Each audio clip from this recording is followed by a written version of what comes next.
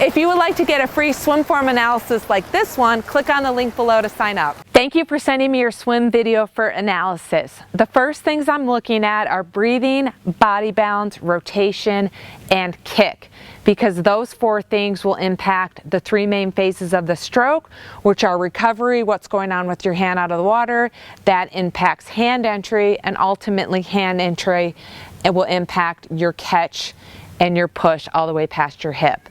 So let's start with the breathing.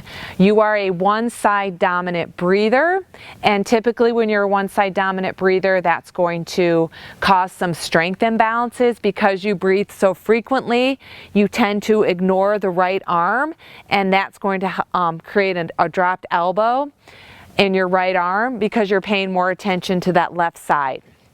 Also, with the breathing, because you're a one-side dominant breather and you're not quite rotating on that right hip, you're actually slicing your right hand in the water, which is causing what's called a dropped elbow because of that hand slice that you have with your right hand due to a frequent dominant left side breathing pattern.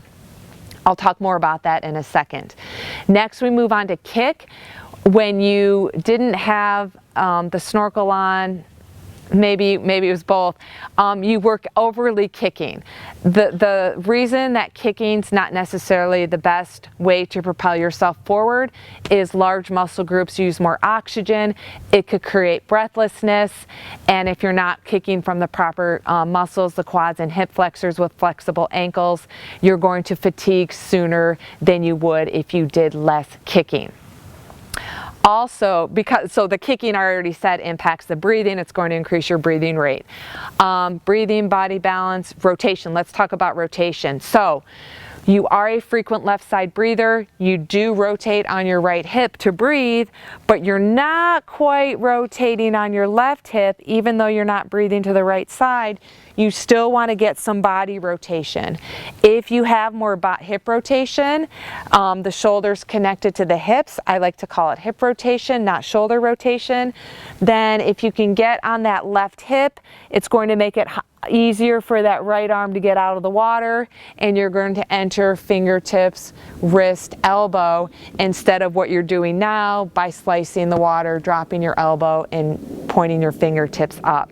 So rotation is a big issue. There's a few drills to help with rotation. Kick on side drill. I think you could get it also with doing a thumb slide drill. That'll help your body rotation, and that'll help you get your right arm higher out of the water, so then you're going to have a better hand entry, and ultimately that's going to create a better catch and push. Now, going back to rotation, the easiest way to think about rotation is when your left arm enters, you rotate on your left hip. When your right arm enters, you rotate on your right hip. But what's going on is when your left arm enters, your right arm just pulled and you rotated. When your right arm enters, your left arm just pulled and you rotated. It's that underwater pull that's primarily driving that hip rotation. So once we get your kicking under control, once we get you focused on a little bit better hip rotation, the knowledge of it, then that'll help set you up, like I already said, for a nice higher elbow recovery, especially with your right arm, which will definitely set you up for a better hand entry. You want to enter fingertips, wrist, elbow, because that ultimately is going to set you up for a stronger catch. Notice how I'm catching, my elbows bent, my elbows pointed to the side, and then I push all the way past my hip. So another thing, when you are wearing the snorkel, I want to mention snorkels are great. It takes breathing out of the equation. You're not going to be breathlessness.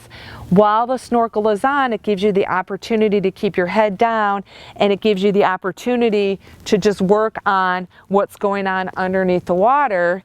And if you notice how I'm catch, push, rotate, catch, push, rotate, there's a few drills that specifically work on the underwater pull. That's great to use a snorkel with, one of them being the catch-up stroke drill, and then one of them being the underwater doggy paddle drill that I have. So hopefully this helps you. First, you want to work on less kicking. You want to work on rotation that goes hand in hand with balance. And if you're struggling with the rotation, like I already mentioned, just taking a breath to the non-dominant side helps you force that left hip rotation, and hopefully you'll get a good breath afterwards. After you manage that rotation a little bit better, working on the high elbow recovery, then the hand entering the underwater catch and push is going to be a lot easier. If you have any questions, let me know. If you're not already in our T2 Endurance Facebook group, it's free. We post a lot of videos, a lot of content, and the group likes to talk to each other, so we're always giving each other more input. Definitely join that group. Join our newsletter if you're not part of that already, and I hope you make it a great day.